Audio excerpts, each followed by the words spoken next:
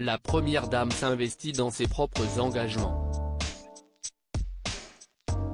La preuve, ce mercredi 25 août.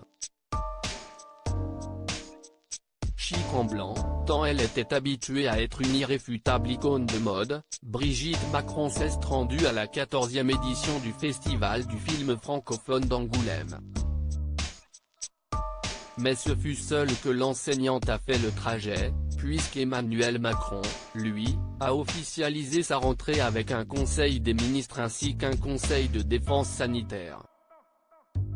Ainsi, son épouse n'a pas été photographiée à ses côtés, mais en compagnie d'autres personnalités, notamment au sein d'un restaurant de la ville d'Angoulême.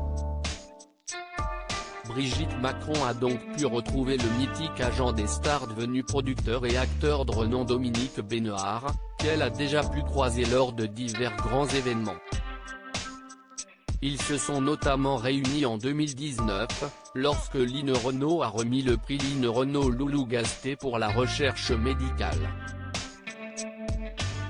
La femme d'Emmanuel Macron a aussi été aperçue en bonne compagnie du réalisateur Jacques Doyon et de Lina, la fille de celui-ci âgée de 11 ans.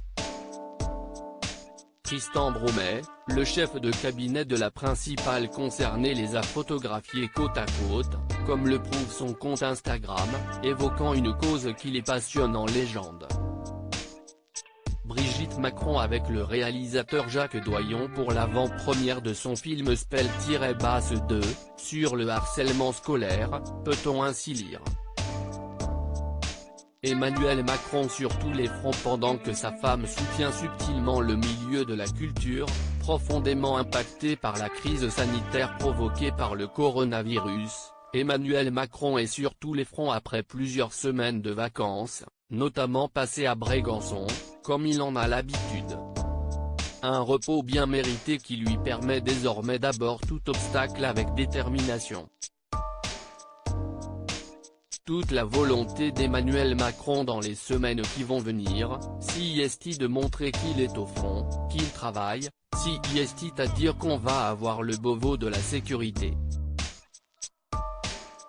Un déplacement à Marseille, Bouches-du-Rhône, toujours sur la sécurité, a analysé Nathalie Saint-Cric pour France 2 dans la matinée de ce mercredi 25 août. Et d'énumérer encore, un déplacement en Irak. Plus un certain nombre de précisions sur la relance et l'économie. Loin de lui l'idée de préparer son année 2022.